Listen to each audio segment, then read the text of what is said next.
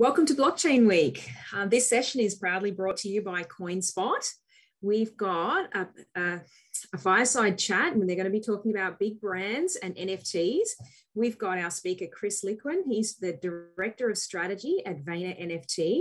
And our moderator for today is Tristan Yver. He's the Head of Strategy of FTX US.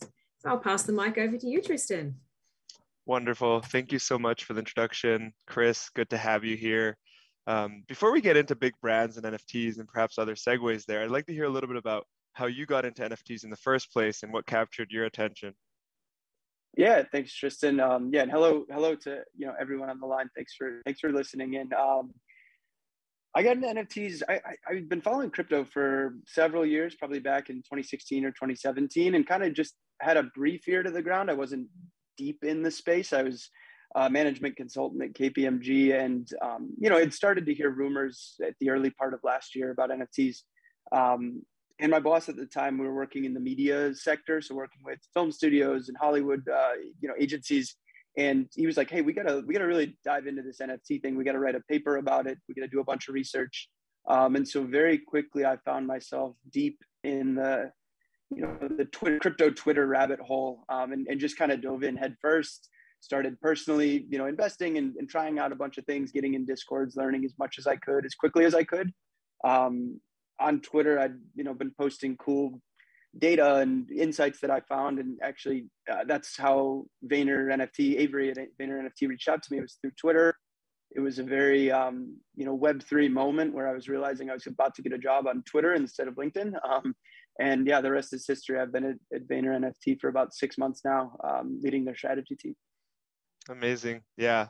Thank goodness for Twitter. I also got my job through Twitter by DMing Sam. So much appreciation Whole new there. World. Yeah. Thanks, Jack. Let's go, Jack. Yeah, I'd be curious to hear a little bit more about VaynerNFT, what you guys are doing, what the roadmap is at the moment. Yeah, absolutely. So VaynerNFT, one of Gary V's many portfolio companies, our specific mandate is working with brands, IP owners, anyone with content, IP, with storytelling potential, a huge community of followers. We're helping them enter the Web3 NFT Metaverse space, and kind of doing it on an end-to-end basis. So I work a lot on upfront strategy. Why do we want to play in this space? Where are we going to? What is the right Metaverse or NFT venue for us to participate in? A lot on strategy, a lot on education. We also have a creative team that's helping design and tell that story through interesting tokenomics, new multimedia formats, JPEGs, being the first. We have a client partnerships team that's working, connecting the dots between our major clients and different tech partners, multimedia partners, NFT collections themselves. And then we also have an operations team that helps, post NFT launch. How do we sustain a community? How do we build, how do we build and actually grow value in the NFT space, right? We want brands to be entering this space for the right reasons, authentic to the community while authentic to their brand, and really a force for good, like pushing the technology forward, not just looking for short-term PR buzz or something. We're really committed to the long-term view here. Yeah, and it seems like you guys have a really good view into what the big brands are doing and thinking around NFTs. I know this is somewhat of a general question, but I'd love to hear your thoughts on how you're seeing these brands approach the space and what things they want to do to leverage NFTs to make themselves a better brand. Yeah, absolutely. So, coming from my consulting background, we're working with very similar companies, but we're convincing them, hey, strategy is important. You got to really think through these decisions. In this world, the amount of inbound interest is incredible. Brands are like taking this space incredibly seriously. I think we've seen how quickly new technology, like starting in Web 1, right? The internet blew everyone's mind and really was a turning point in terms of how fast technology changes the world. Social media, same thing played out even quicker. Suddenly brands are realizing they need to be, on Facebook and Instagram and now TikTok as well. And I think brands this time around are saying, hey, this is a really serious thing. So we're getting a lot of very serious coordinated interest from, the top down at many of these companies, which is awesome to see. And I teased it a little bit, but I think the key ingredients here are IP, content. They have these just using like Nike swoosh or Mickey Mouse, right? These incredibly iconic brands with a lot of storytelling, rich heritage. And they have like customer bases that are super fans of the brand, of the history. And I think this just gives them a new way to build a community around that and engage their customers in new ways. So I think, like I said, it's all about like engaging the customer in a new way, and I guess building a community around their super fans, not only to like engage with them directly as a brand, like social media enabled, but like also to connect their super fans and kind of have a community that's not only just engaging with the brands, but like engaging with each other as like diehards, or folks who are super excited about whatever the future for that brand and that community is. Yeah, that makes a lot of sense. And I do really like this idea of social graphs that get created by NFT holders and how that allows these companies to identify their super fans. And I'd be curious, so let's say I were Reebok, for example, and like I wanted to do a new shoe collection and I wanted to tie it into NFTs. Like, what are some of the considerations you guys have to take into account if I were to come to you and ask you guys to help us launch this? Yeah, and I think, coming from the strategy perspective, the first question is why. I think we've seen in 2021, there were headlines that were like, hey, company X is doing an NFT and no one's really sure, why they're doing the NFT. And I think answering that question up front is most helpful. So for a shoe company like Reebok, I think we'd want to understand, are they trying to, just tap into a new cultural moment? Are they trying to generate revenue? Are they trying to, sell digital sneakers and create a new profit center for the business?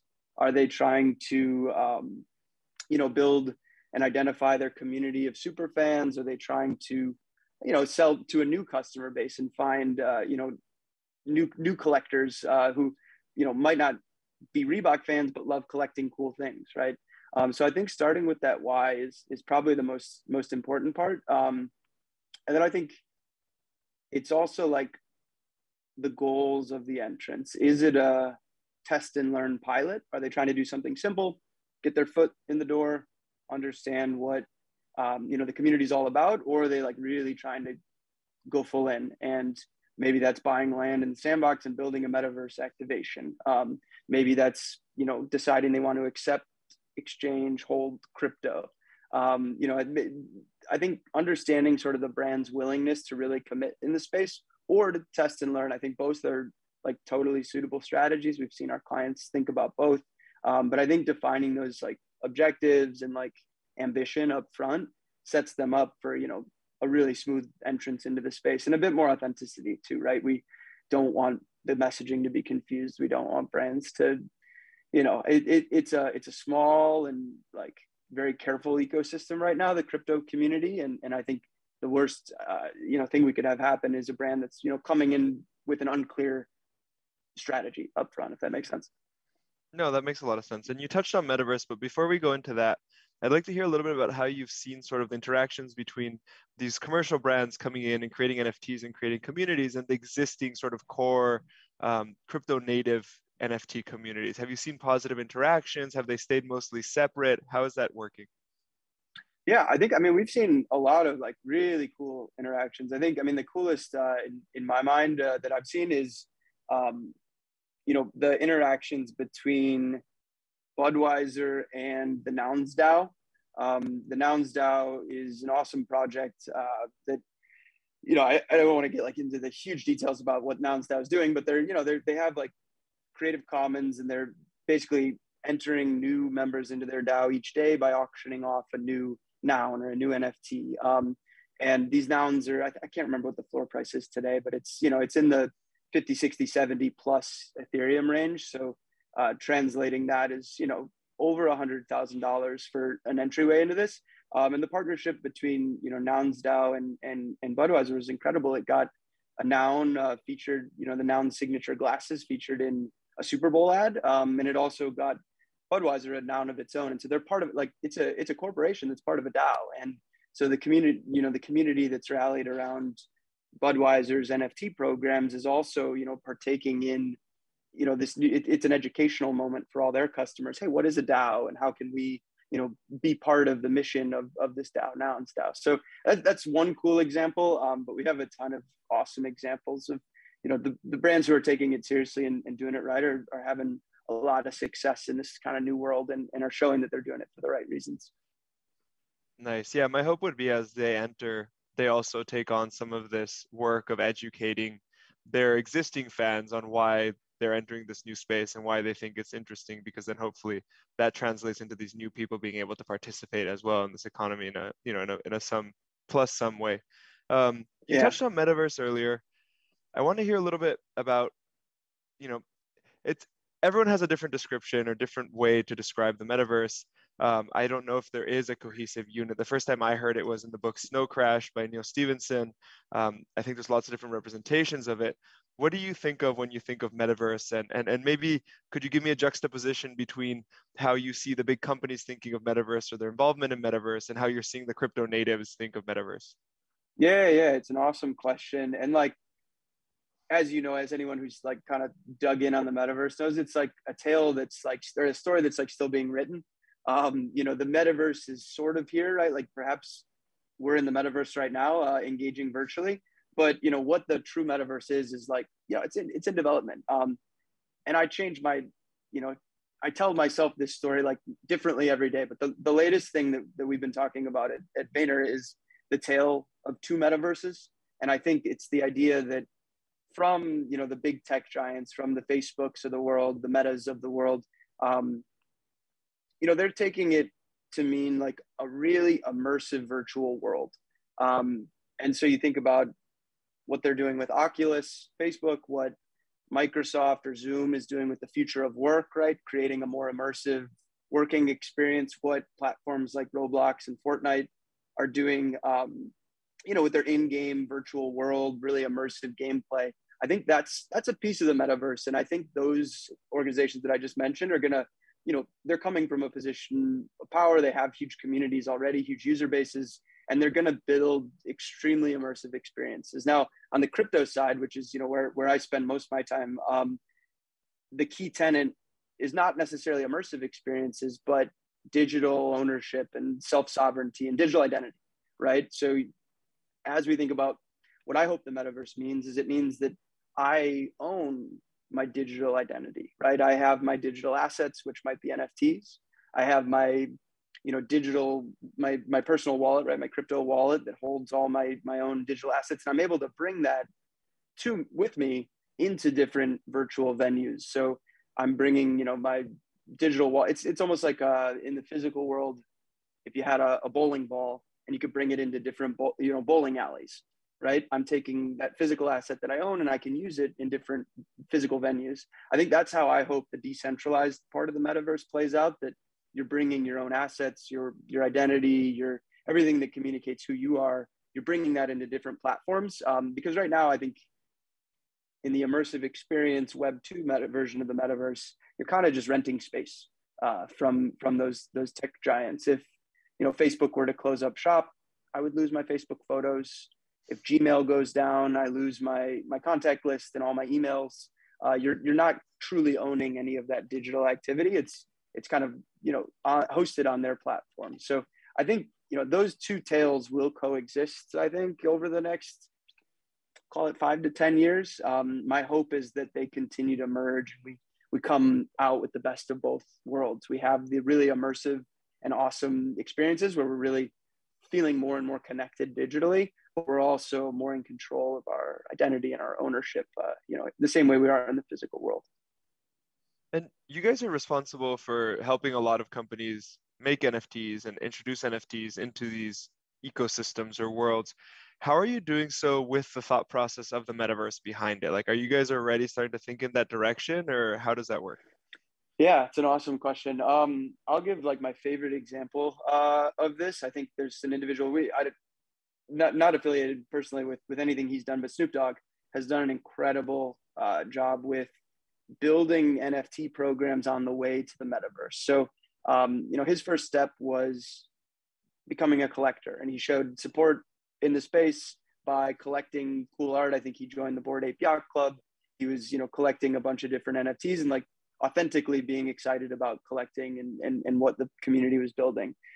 He then, I think, teased this Metaverse vision, right? The Snoopverse, where he had bought land in Sandbox and was going to do this really cool mansion in the Metaverse. And, you know, just a vision, right? Like he hasn't built that yet. Sandbox isn't live for consumers, but there's a vision, there's a long-term roadmap that he kind of built for himself. And then on the way to that metaverse, he first did a giveaway where he was, you know, giving away like a couple dozen lowriders that you could drive around in his future, you know, metaverse mansion. And then he just released, I don't know, call it within the last month or so, an avatar collection, but they're all like sandbox playable. So you can play the game, this future metaverse that Snoop's building, you could play it as Snoop Dogg. And, you know, there's different iterations of Snoop Dogg's character that you can own and collect, and some are more rare than others. And I think he's made over $50 million throughout this journey, right? He's raised a lot of capital through building, you know, NFTs as a path to the metaverse, right? And I think that is something we tell that case study all the time to clients, because, you know, it's interesting in its own way, right? It's Snoop Dogg. It's not, you know, Nike or Budweiser, right? But I think he's done an awesome job of like almost breadcrumbing on the way to this really cool future vision. And I think the smartest folks and the best builders in the space have that long-term vision and are using, you know, where the NFT technology is today, where the user experience is today. They're okay to kind of just build what we can today with that long-term vision in mind. That makes a lot of sense. And so essentially that these companies or these involvements, even from the crypto native side, you think should be in the longer term plan towards a vision in which they can be used in these different metaverses or worlds, rather than sort of like doing one-off drops and leaving it at that? It's like there's a much better value accrual mechanism there. I think there's a place and time for like one-off drops. I could give my favorite example. It's the one that got my mom talking about NFTs, was the Macy's Day Parade. So Macy's is, you know, huge retailer of clothes, and the Thanksgiving Parade is something they've sponsored every year on Thanksgiving, an American holiday. And they do this big parade, and they sponsor all the balloons and the floats. And this year they also on our television had Macy's.com/NFT. And it was on television. It got people going to that website and minting free. They were totally free NFTs, but then they had 10 auctionable, like really high quality, rare NFTs. And there was all different floats, you know, that they would use in the parade with big balloons. They raised over $1 million for Make-A-Wish Foundation through that one-time drop. There's no utility. It was splashy. It got, like I said, my mom texted me before I even woke up and said, I want a Macy's NFT. And it raised money for an awesome cause. So, you know, that is a great program in its own way. And you know, certainly maybe not on the path to the metaverse or particularly long-term, but I think it was a great cause. And that's, you know, an awesome example of like a quick, easy, maybe not easy, but like lower lift, one-time drop that was really successful, and I still think like an awesome entrance to the space for Macy's.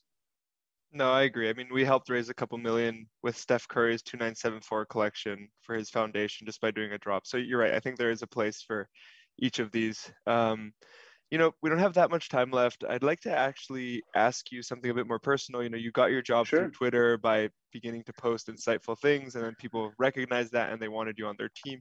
What is some advice you could give listeners that may want to enter the space or be a participant in some way?